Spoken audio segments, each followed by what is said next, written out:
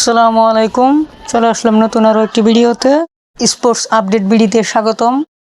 সর্বনিম্ন রান তাড়ায় চরম ব্যাটিং ব্যর্থতায় বড় হার বাংলাদেশের। আফগানদের 190 রানে আটকে রেখে জঘন্য ব্যাটিংয়ের কারণে সিরিজ হার নিশ্চিত করল বাংলাদেশ দল। টি-20তে লর্ড বাংলাদেশ, ওয়ানডেতে ব্যাট বাংলাদেশ, এই নিয়ে আফগানিস্তানের বিপক্ষে ওয়ানডেতে টানা 3টি সিরিজ হারল বাংলাদেশ দল। আফগানদের বিপক্ষে বাংলাদেশ কি লজ্জা এড়াতে পারবে? প্রশ্ন আপনাদের কাছে। আফগানদের বিপক্ষে শেষ ওডিআই ম্যাচটি 14 অক্টোবর। বাংলাদেশ কি পারবে হোয়াইট ওয়াশ এড়াতে ব্যাটিংদের দায়িত্বশীল ব্যাট করতে হবে এবং কি শেষ ম্যাচটিতে বাংলাদেশের ব্যাটিংয়ে একাদশে ব্যাপক পরিবর্তন আসতে পারে। দেখে নেওয়া যাক শেষ ম্যাচের বাংলাদেশের সম্ভাব্য একাদশ কেমন হতে পারে।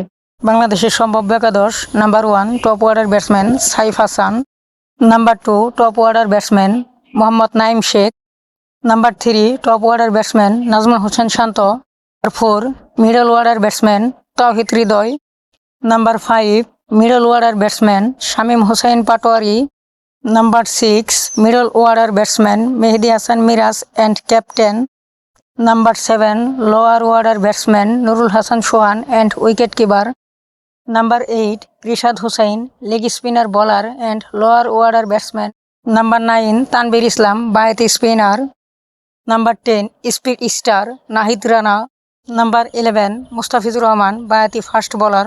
অবশ্যই কমেন্টে জানিয়ে যাবেন জাকের থাকলে একাদশে কেমন হতো, না থাকলে কেমন হতো। Thanks for watching. Like, comment, share please.